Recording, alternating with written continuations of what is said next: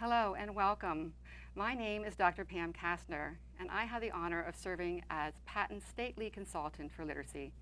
Today, I'm excited to share with you that we are launching a new podcast series entitled Leaders and Learning in Literacy.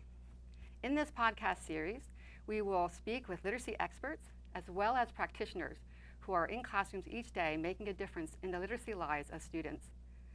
In addition, we will share resources aligned to each podcast with you. Today, I am very excited and thrilled to launch this podcast series with Carol Dissen from the University of Oregon and the Center on Teaching and Learning. Thank you, Carol, for being here and launching this series with us. Oh, I'm really excited. This is a great project that you're launching. I'd like to begin by having you share a little bit about your education journey with our audience. Yeah, I will. So I went to college to become a teacher, went out into the field, had the great pleasure of doing a variety of things during my teaching career. So I was a Title I reading specialist, K through 6th grade, and in that position, I was able to work in a school that was a high poverty, high second language population, and we ended up being a school-wide Title I population. And I was able to coordinate our reading systems, within that school. Then I had an opportunity to open up a new school, and I became a first grade classroom teacher. So I had the opportunity to go to the other side, Yes. in the elementary education as a first grade teacher. And I was loving that because my passion is really that early emergent literacy. And being with first grade, I just love the magic that happens, with those students in first grade as they're learning to read. Well, the district that I was working in, and I can't even remember how many years ago, probably 15, 16, 17 years ago, ended up with some budget problems, and they actually lopped off 17 school days at the end of a year, and they didn't hire back any non-tenured track teachers. They did incentives for early retirement. They did some of those kind of things for the following year. Because I have my reading endorsement, and I had been a reading specialist in a school-wide title program, they were going to involuntarily transfer me into a position like that. At the same time, there was a grant that the Center on Teaching and Learning was doing out of the University of Oregon, and they were looking for some literacy coaches in buildings, and so I decided that that was a great opportunity to jump off and become a literacy coach. Meant to be. Right? Yes. So I went and became a literacy coach in a building, and after doing that for 2 years with the coordination from University of Oregon, they said, Carol, why don't you come work for us and do this on a bigger scale? And that was 13, 14 years ago. I've lost track.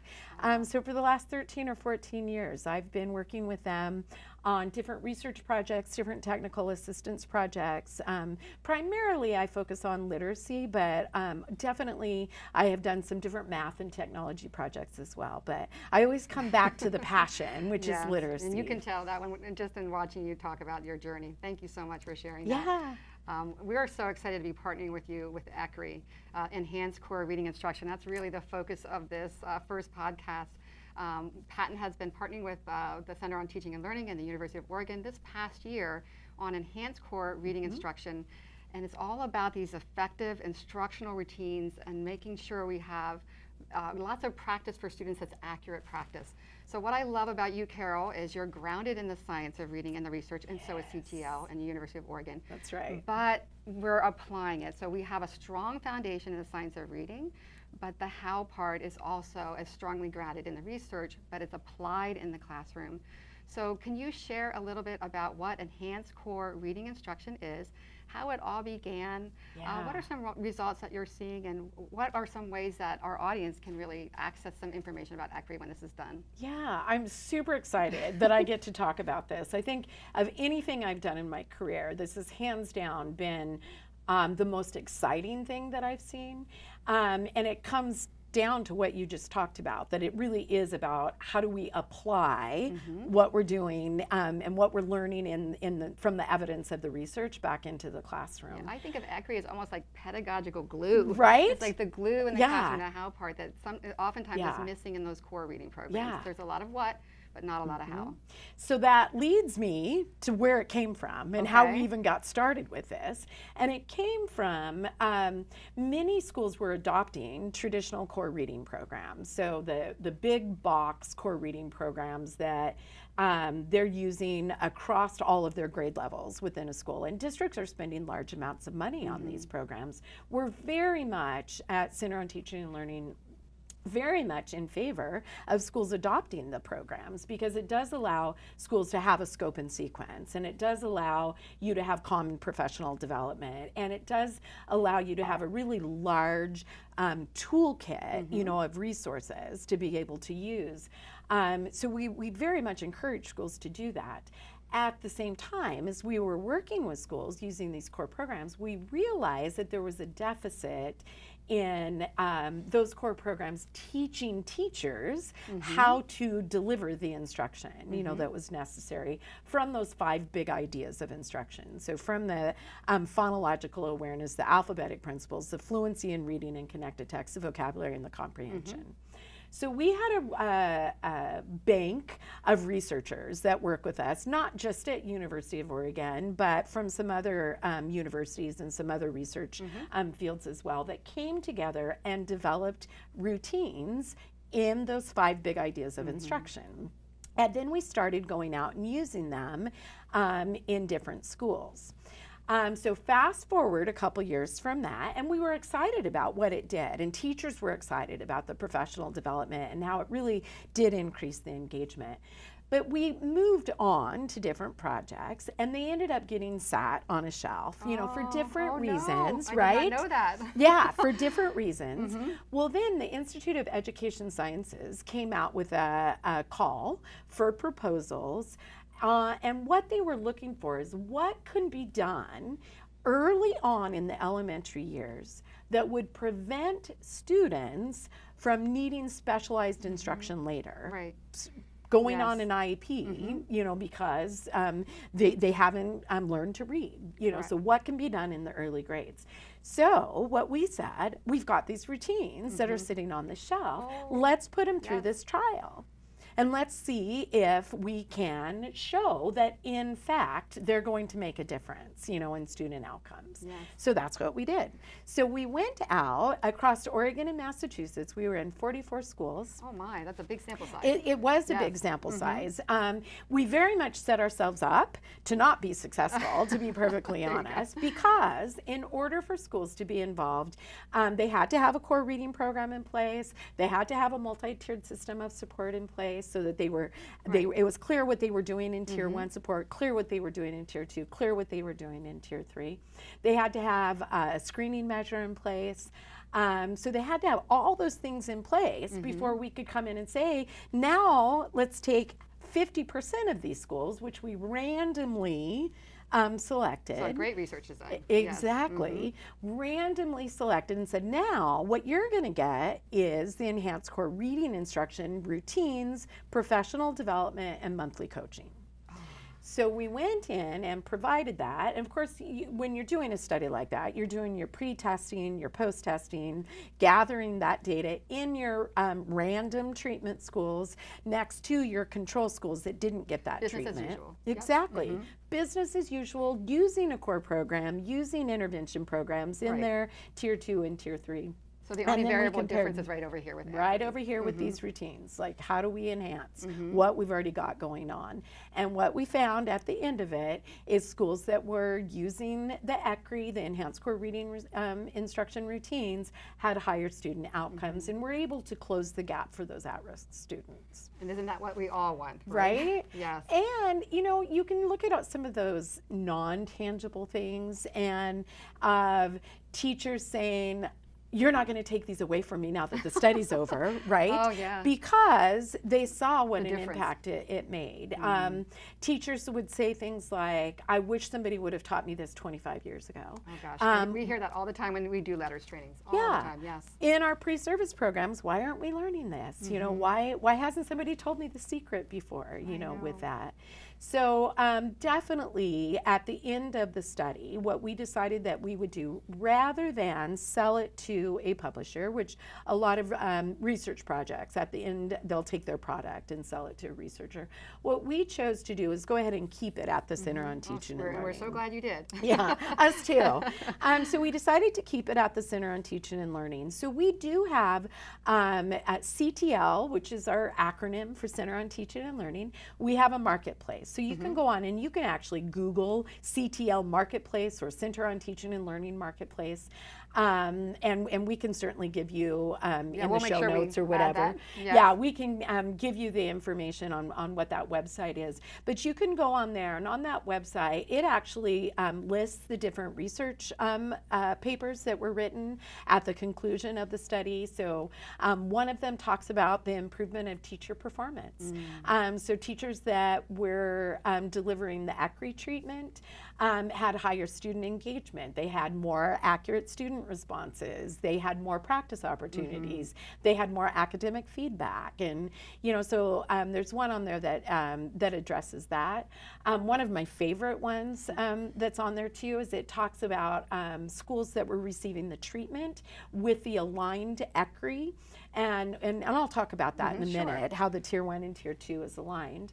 But what we found is schools that were receiving that aligned, those at-risk students in the aligned ECRI had higher student outcomes than the control schools. And in a lot of cases, what they were using in their Tier 2 instruction were very well thought out intervention programs, but it wasn't aligned with what they were doing. Right. That alignment between core and tiered intervention is so critically important. Right. So, and magical with the ECRI. Magic. Right? Yes. Well, just having the, because I've had some time to spend with you in these trainings, just to begin with common language about the components of the foundations of reading, but also the instructional practices related to those, and having those routines through all those folks who are interacting with our students, and especially our students who are most at risk, because those are the students who most often have the least sameness between instruction. Right. And so that's what's so exciting to me, in addition to ECRI and what you're doing. Yeah. So I mean, the secret, right, is typically what has happened, and what happened in a lot of the control schools in the study, is students are receiving Tier 1 instruction. And in the Tier 1 instruction, they have that traditional core reading program. And then students that were determined to need additional instruction go down the hall or in the back of the classroom or whatever space that you can find and receive their Tier 2 instruction. Often, we have some really good interventions that are out there, but often it's a completely different scope and sequence. It's not using the common language, which is what you said. So confusing to kids. Exactly. And they're starting all over in that 20 to 30 minutes down the hall or in that other place. So in ECRI, what we did is we aligned what was happening in the Tier 1 and Tier 2 in two different ways. So one thing, let's use common language, exactly like what you talked about. So the routines that they're getting in Tier 1 instruction using that traditional core program is being delivered in the exact same way that it's being delivered in their intervention program. So when allows them to really focus on the learning instead of trying to figure out what that structure is. Exactly. Their brain power can then go to content and not, oh my gosh, how are they asking me to do this? Instead of the task. That's correct. Yeah. And then the other piece is we aligned the scope and sequence. So when it was a first grade study, so if the first grade classroom teacher is introducing the SH digraph, it would be pre-taught in their intervention the very lesson before the classroom teaching. Exactly. So in a small group with immediate error correction, with immediate mastery check for understanding in a small group, they would learn the SH digraph immediately, the very next time that little body is in the classroom with the teacher, Yes. the classroom teacher introduces the SH digraph and provides Right. more practice Right. opportunities. So talk to me, because one thing I loved about is the system you have for focus cue. Can you talk about those steps, because they are so essential to an effective instructional routine. Can you talk about those a little bit? Yeah, and this is a good time too to bring in, we do write lessons that are aligned with the big traditional core programs, which we do have on the CTL Marketplace. But I always want to point out to people that it's the magic really isn't in those lessons. That's Correct. not really the magic of the curriculum. The magic really comes to we're teaching teachers how to deliver instruction to increase practice opportunities for And students. then error correction is very formative assessments so teachers Exactly. know what their next step should be. Yeah. So it's not about having the lessons. So if schools or districts don't have those big traditional core programs, they're still going to learn from using these routines and delivering these routines because of the elements that are in there. So each of the routines has a set of elements. Okay. So we start with a teacher explanation, and that's just stating the objective. So an objective, I'll use the example of a blending routine. All right. So the objective would be, we're going to practice blending sounds to read words. So that's what our Very objective clear. is. So Clear, whatever new concise. sounds, we're going to practice blending those to read words. Done, move on. We don't have to do a lot of Yeah, talk. that's another thing I really love about ECRI. The language is very clear and concise. We don't Yep. have a lot of verbiage around it to confuse kids. Because we want to get to practice, right? Because that's where kids are actually going to accelerate in their learning. So teacher objective. Then the second element is teacher model. So in the teacher model, I'm going to show you. Same thing. We don't have to spend a lot of time doing it. I'm going to show you. We're going to move to practice. So I'm going to follow the exact steps of the signal in the model. So teacher objective, teacher model. So then after the teacher model, it's time for you to practice as a student. If I've got 25 kids in front of me, because this is tier 1 instruction, or if I've got 5 kids in front of me, because it's tier 2 instruction, I want all of my kids getting the practice opportunities. And the only way that I can do that is having a really clear signal. So when we're in the training, we talk about the components of that signal. So the focus, the cue, the think time, and Which the I signal love. for students to Right. respond. And this is what's even more exciting. We talk about why all those components are on Right. there. I had learned signals at some point in my teaching career, but nobody told me why. So what did I do? I morphed them and I changed them up because I didn't understand why they were in there. And I was like, oh, I know how to make this better. Now I understand the evidence behind why it's important to have those different components of the signal with I that. think when we first saw your first training around that, that was something that when we left, when people talked to me about ECRI, it really stuck with them. That is so important to follow that structure when teaching an instructional routine. So I thank you for that. When I get feedback from groups that have had the training they've been implementing for a while, very, very common that the very first things that they talk about is we've put in wait time. And that's made such a difference in the engagement and the amount of practice that we're getting with the students. Or we really have a clear signal for all of our students after the wait time. Right. And now we have more kids actually practicing. And then the very next thing they say, which is my favorite, and the kids love it. Yes, yeah. And they say the reason they love it is because it has that expectation every single day of what we're doing. The teacher has a rhythm. They have upbeat pacing. They have that perky pacing as they've gotten fluent with it. Anita, Yeah. yes, And so the kids love it. And my response back to that is like, oh, what? Kids are happy being successful, right? Yes, that's true. Yeah, because it does lead to that success.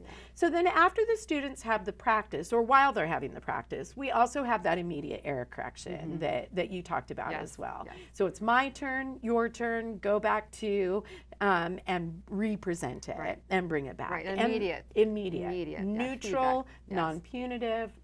We're not testing our students. What we're trying to do is teach the students, you know, and give them that instruction for that practice. What I really like about the wait time and the signal is, as you said, in trainings, it's equitable. Yes. It gives every child the opportunity, Levels the rather than playing field. those high-flying kids. And so I love that about the routines. Everyone has an opportunity to respond in an equitable way. So, one other thing you mentioned that we haven't talked about before was the coaching piece.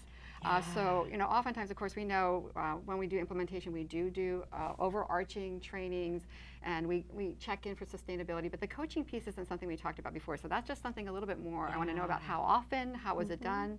Yeah, and I want to talk about it in the context of high quality implementation, right? Correct. Yes. Because when you come to the foundational skills training, it's a 2-day training just for the first 3 big ideas. So the phonological awareness, alphabetic principle, and reading connected text with fluency is 2 days of training.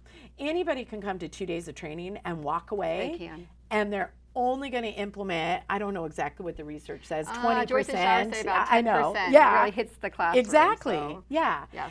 So you're only going to take back like a really small percentage, and that's very well documented in what we know from that model. So in order to really have that high quality, you need to include some of those other things. So some sort of support. You need to be having a rollout plan. You need to be talking about each month in your collaborative learning environments, whether that's grade level team meetings or PLCs or staff meetings or whatever your formats are, you need to be addressing that every single month. Watching videos, looking at videos of yourself, watching videos of your teammates, visiting other schools. If you're lucky enough to have coaches, that coaches are able to come in and give you feedback and give you the little tips and the little pointers. It doesn't have to be big things every time, but little tips and little pointers, all having to do with, and this is what I say when I was coaching, it's really not necessarily me watching what a teacher's doing, but I can go in and watch, do you have all of your kids engaged? Do you have all of your students responding to all the practice opportunities? If you don't, what are some little elements of how you're delivering that we can tweak that will increase those practice opportunities? And again, I think it's back to equity to make sure everyone's getting those practices. So. When we started and we were going in classrooms in Tier 1 instruction, and we would see teachers delivering that hadn't gotten really fluent with those routines and had maybe left out the wait time or didn't have appropriate pacing where all the students were engaged, what we would see is they're really teaching to the top 25% of their class. And when I would watch kids' mouths, you know, because I'm looking to see how many mouths are responding, I would see about the top 25%. So what are those other 75% doing in our Tier 1 instruction? Often we're just housing them, you know, and letting them sit there. But if we can tweak using these routines, making sure that you've got that think time in there, and making sure that you've got that routine, making sure that you're consistent across, that you're using that same language as you go across, we start seeing more and more percentages going down, making it equitable, that all of the kids are getting those practice. And I love that the focus is aligned between Tier 1 and Tier 2. Yes. I know oftentimes when we work with schools, immediately they want to jump to Tier 2 and Tier 3 and think about interventions, but really the magic is, of course, in the alignment, but in the core, and that everyone's speaking that same language. Yeah. So. We can't fix everybody in intervention, no, right? No, we cannot. Where do kids spend most of our time? That's right. In core, in Tier 1 instruction. So if we don't have that working really well, where we're giving opportunities for kids to learn within that core reading time, we're really missing the boat. I agree with you. I do. When I'm working with leadership and they'll say to me, well, we really got a problem in our intervention, and then they tell me that classroom teachers keep sending kids to intervention and they don't have enough time, they don't have enough staffing for intervention, my very first response is, that's a core Tier 1 problem. Like we should be putting in our energy into how we're shoring that up for our students. Yeah. So another nice thing, of course, coming to the trainings and learning the instructional routines really can change your life and can change your students' lives. But you also come in and do a training around implementation and sustainability. Yeah. So can you talk about that training a little bit, and then perhaps maybe a school or district that you've seen has implemented well, and maybe some takeaways for our folks who are listening? Yeah. So we do, not all schools have coaches, because we Right. talked a little Most bit don't. about coaches. Right. Exactly. So one of the things that we do have is a leadership training. Because even if you don't have a coach, you have leadership within your building. So how can we utilize that leadership to help support a high quality implementation? So we have put together information on some different tips on how you organize your classroom. What should your classroom look like? What should be posted up on your walls? We love the What sound should walls. you be, yeah, right? What you should be referring to and what that should look like, how you should arrange students, how your students should be where they can see the instructional areas. Right down to the nitty gritty though, and the Really detail. down Yes, to you the need to be. nitty gritty Yeah. detail. If you're going to get all your students responding, that's what we right. have to do. And then the other thing is we want to make sure that leadership understands those little components that are going to make a difference on how do we move from only teaching to the top 25%. Yeah, that's such an important conversation we had right before we started. Because we know, of course, the research shows that the teachers in school, the teacher is the most impactful. But second to that always is leadership. And so having leadership really in tune with these instructional strategies and knowing what to look for and how to support. And how to support it. Makes all the difference. Yeah. So.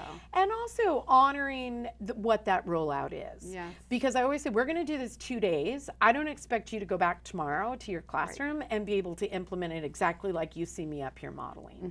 It takes practice to get fluent. But if we don't start, and we don't start that practice, we're never going to get fluent. And we're not going to get there. So making sure that leadership understands that. And then within that rollout, what should be the expectation if we're doing it? How do you support building that cycle in collaborative learning, you know, for your teachers so that you can implement that? And what we see, getting to the second part of your question, what kind of outcomes do we see and what do we see with teachers? I was sharing, I see teachers coming to me and leadership coming to me literally in tears of happiness because they're seeing higher outcomes in their schools than what they've ever seen They're before. making a difference. I think all educators get into the field because they want to make a difference. Exactly. And giving them routines to support that. Yeah. It's very rewarding. I can tell how rewarding it is for you. I just had a vice principal talk to me last week, and they had training for all of their staff in the summer before school started, and so they'd been implementing the first half of this year, and we're in February right now. And so they had done their mid-year benchmarking, and she literally was teary-eyed about it because she said it was the first time since she had been in that district that they had seen an increase from beginning of year, middle of year in every part of their population and every subset of their population. So not just grade, but in tier 1 and in tier 2 and tier 3 that they'd seen across. And somebody in the audience, as she was sharing that, asked her, she says, well, what do you attribute that to? Because it's sometimes difficult to get all teachers on board, you know, with making a change. And she went back to leadership and the importance of leadership supporting changing the culture of how we're looking at data and how we're changing the delivery of our instruction based on that data, and then how we're looking at data again to see, is it working and what are things that we need to tweak. And that's why really ECRI is nested in MTSS here at Patton, as well as literacy. So of course we're always going to be nesting everything at MTSS. And it's a huge part of it, which is again comes back to why did we even do this study? That's true. How do we prevent students from needing specialized identification? Let's shore up tier 1. Let's have an aligned tier 2. Let's watch the data. You know, make sure that that we're moving the students and we're adding in some scaffolds and some intensifications when we need to. It's awesome. So where could teachers go if they wanted to see an instructional routine from ECRI? Where could they so go? I have a CTL Marketplace. If you go to the Enhanced Core Reading Instruction site, so our trademark name is Moving Up Literacy. So we have Moving Up, but if you go to Moving Up Literacy, you'll find the Enhanced Core Reading Instruction in there. And they've done a really nice job at Center on Teaching and Learning, and they have some tabs. So they have some sample documents, so you can see a sample teacher workbook. You can see some sample lessons of what they look like. It has the link to the research articles that are on there. Our customer service group at Center on Teaching and Learning Very are helpful. They fabulous Yes, support they are. and helpful. I just all the time I I'm know they so are. thankful for them, and so I'm always if they watch this, they'll be like, "What, Carol?" Because I always Shout tell out. them, I know, but Yes. I'm always telling them, email them, call them. I'm Yeah. like, they'll get back They to you. do. They're super responsive. They're awesome. So if you don't find what you're looking for when you go there, contact customer service. With any additional questions that you have or anything, and they'll certainly get back with Well, you. your curriculum sampler is very robust. It's 76 is. pages, so you really get a good feel for these instructional routines. Definitely. And we're in the process of putting together some more videos, to use. Where I have to say that's one area that we haven't been great at, is we've got some really rough ones, that are out there, Right. but certainly we're in the process of doing that. And one avenue that we've been able to use is our National Center for Improving Literacy. Yes, thank you for transitioning to that. We wanted to bring that up as well, so We thank did. you. Yeah, so we were awarded at Center on Teaching and Learning the Comprehensive Center that's referred to as the National Center on Improving Literacy. So that we also have a website for that. So you can either Google National Center for Improving Literacy, or we'll also add We'll be that. adding those resources, sure. Yeah, that we can get It's to a that. wonderful site with so many awesome resources, not only for teachers, but I think it's a great resource too for parents or to share with parents.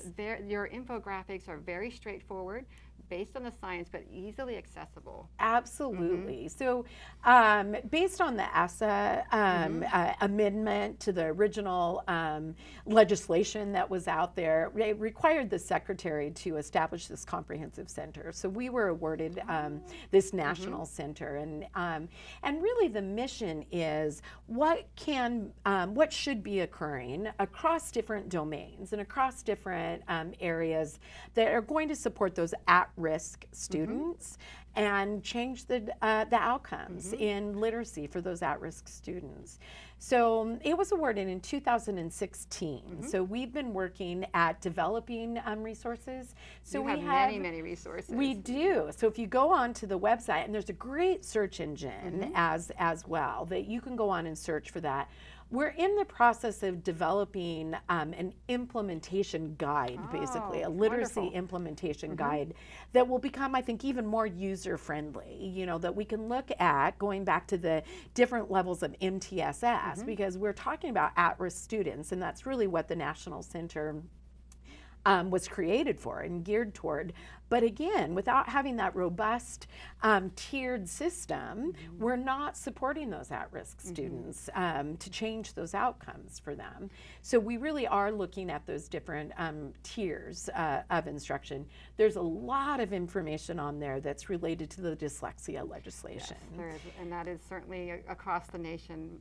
I think nearly, well, 2/3 or more of our states now have had some dyslexia legislation, and of course in Pennsylvania we have as well. Absolutely. So there is a lot that's on there. So this implementation guide that we'll put on there is really going to look at those MTSS systems and those structures and guide you to those resources. And we'll also have some tools on there that districts can use to evaluate where are you at, what is your actions, how do you need to improve these different areas so that all of your students can be successful in reading and in learning. So that's going to be coming as we do that.